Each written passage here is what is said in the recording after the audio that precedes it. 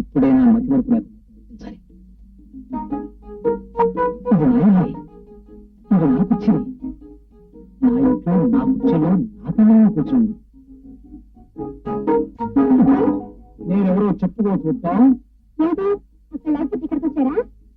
నువ్వు ఎక్కడుంటే నేను అక్కడే. నువ్వు అక్కడ ఉన్నావా? మరి అనుకుంటూనే ఉన్నాను గురు. అది ఇంట్లో లేకపోయేసరికి ఇక్కడికే వచ్చుంటుందని నువ్వు కొంత ముంచుతావని అనుకుంటూనే ఉన్నాను. ఏమిటయ్యా, నా ఇంట్లో మామిడి ఉంటున్నాను, నాకేం తెలుసు? ఏమిటి సిగ్గు లేకపోతే సరే ఇంటికి ఎవరైనా వచ్చేసారు బుగ్గలు వెళ్ళాలి కళ్ళు మీడాలు. వచ్చావు. మా గురువు మధ్య మరి పోయే వరకు నువ్వు ఈ కొంపలు అడిగట్టడానికి లేదు. మా ఉద్యోగాలే వదిలేశాను. కొంప కదా. అత్తయ్య గారు, మీ ఆయన భలే చిరిపోరండి. వెనక నుంచి కళ్ళు జరిగిందేదో మా అద్భుతంలాగా ఊరంతా సాటిపోయాలా? ఉండండి కాసేపు. చాలండి సంబరం. జరిగింది. ఆ పక్కన ఉన్న సంగీత ఊళ్ళో చేర్పించారు. నాకు నిజంగానే ఇన్సూరెన్స్ డబ్బు వస్తుందంటారా? తప్పకుండా వస్తుంది. అయితే ఈ డబ్బు రావాలంటే గోయల్ అనే మిలిటరీ డాక్టర్ ఉన్నారు. ఆయన సర్టిఫికేట్ కావాలి. నేను ఇచ్చే లెటర్ చూపిస్తే ఆయన తప్పకుండా ఇస్తారు. దాంతో మీకు 10,000 వరకు ఇన్సూరెన్స్ డబ్బు వస్తుంది. అయితే ఈ సహాయం చేసినందుకు అందులో సగం డబ్బు నాకు ఇవ్వాలి. అలాగే బాబు, మీ వల్ల 10,000 రూపాయలు వస్తున్నాయంటే అందులో 5,000 రూపాయలు ఇవ్వడానికి అలాగే ఇస్తాను. అయితే ఇదిగో కవరు. కానీ ఒక విషయం, నేను ఉత్తరం ఇచ్చినట్టు గోల్డ్ తప్ప మరి ఎవ్వరికీ తెలియకూడదు. అలాగే బాబు, మళ్ళీ 2 రోజుల్లో కలుస్తాను. ఎట్టి పరిస్థితుల్లోనూ ఈ విషయం ఎవరికి తెలియకూడదు. వస్తాను. ఓకే?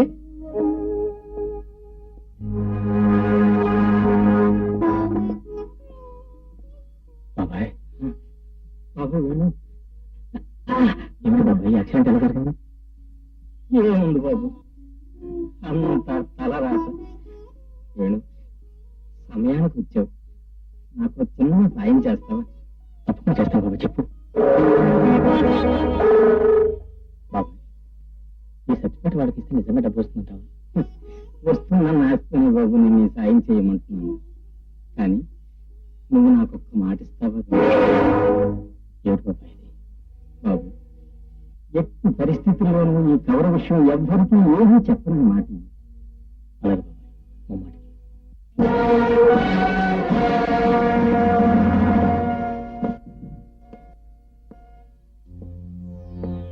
మిస్టర్, ఎవరు నువ్వు? ఏం కావాలి? డాక్టర్ గోయల్ని కలుసుకోవాలి. అతనితో నీకేమిటి పని? ఆ విషయం ఆయనతోనే చెప్పాలి. ఏమిటి అదంతా చెప్పకూడదు రాణిసా? మిస్టర్, నువ్వెవరవో, ఎందుకు వచ్చావో ఉన్నదన్నట్టు మాతో చెప్పడం మంచిది. లేదంటే నువ్వు చాలా ప్రమాదాలు ఎదుర్కొంటావు. ఏమిటి పని? ఎందుకు నన్ను నిలిపేసి అడుగుతున్నారు? అసలు మీరెవరు? డాక్టర్ గోయల్ ఎక్కడ? నా పేరు Joshi, Indian military secret commander in chief ని. ఇక డాక్టర్ గోయల్ ఎక్కడన్నావు కదూ? మా ప్రశ్నలకు సరైన సమాధానాలు చెప్పక చిత్రహింసలు అనుభవించి నిన్న రాత్రి మా చేత కాల్చి చంపబడ్డాడు. చెప్పేది అతన్ని కాల్చి చంపడానికి కారణం గోయల్ పాకిస్తాన్ గోడచారు. అతని కోసం నువ్వు వచ్చావు అంటే నీ నుంచి కొత్త విషయాలు ఏమైనా తెలుస్తాయేమోనని ఆశిస్తున్నాం. ఐఎమ్ సారీ, డాక్టర్ గోయల్ మనకి ఇంత చరిత్ర ఉందనే తెలియదు. మరి నీకు తెలిసిన చరిత్ర ఏమిటో?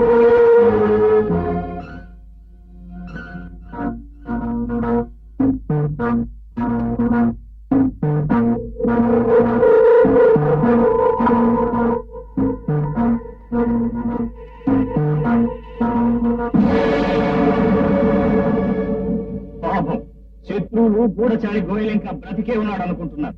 అందుకే ప్లాన్ పంపించారు. మిస్టర్, ఈ ప్లాన్ నీకెక్కడ? ఐఎమ్ సారీ, ఆ వివరాలు నేను చెప్పలేదు. నీకే ప్రమాదం రాదు, నేను హామీ ఇస్తున్నాను. నాకు కానీ ఆ కవర్ ఇచ్చిన పెద్ద మనిషికి కానీ ఎలాంటి ప్రమాదం రాదు. కానీ ఎట్టి పరిస్థితుల్లో అతని పేరు బయటపెట్టి నేను మాట ఇచ్చాను. ఆ మాట నేను తప్పు. మిస్టర్, అనవసరంగా నీ ప్రాణం మీదకి తెచ్చుకో. నువ్వు జీవితంలో ఊహించని చిత్రహింస పాలు చేసి నీ చేత నిజం కక్కిస్తా. నా ప్రాణం పోయినా సరే అతని పేరు బయటపెట్టాను.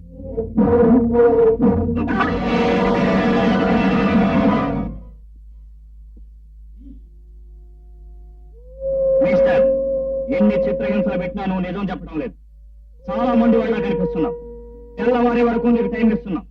ఈలోగా ఆ కవరు నీకెవరిచ్చారో చెప్పకపోయావో నీ బ్రతుకే సర్వనాశనం అయిపోతుంది.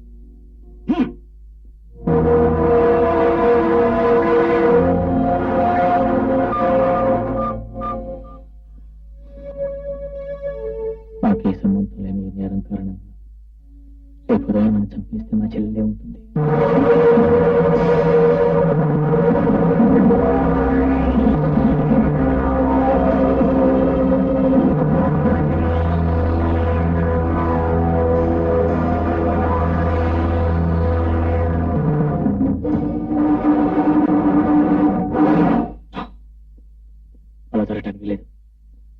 నా చెల్లి కోసం నేను బ్రతి తీరాలి. వాళ్ళకి నిజం ఇప్పుడే చెప్పేస్తాను.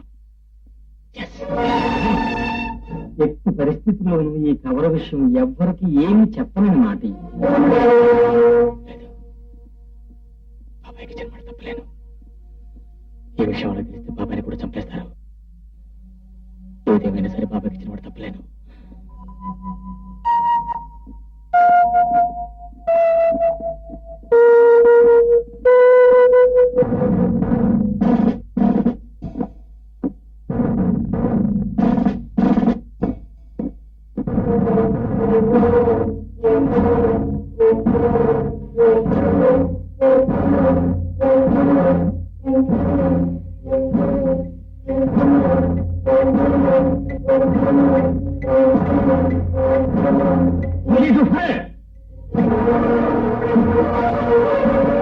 ఆఖరిసారిగా అడుగుతున్నా, ఆ కవర్ నీకు ఎవరిచ్చారు? ఎవరిచ్చారు? మంచి రోజు చూసి ఆ పిల్లని పెళ్లి కాకుండానే నువ్వు దాన్ని మంచం మీదకి లాగేయాలి. తాళి కట్టకుండానే దాన్ని తల్లిని చేసేయాలి. నీ దారిని వెళ్ళిపోవాలి. అప్పుడు ఆ కూతుర్ను చూసి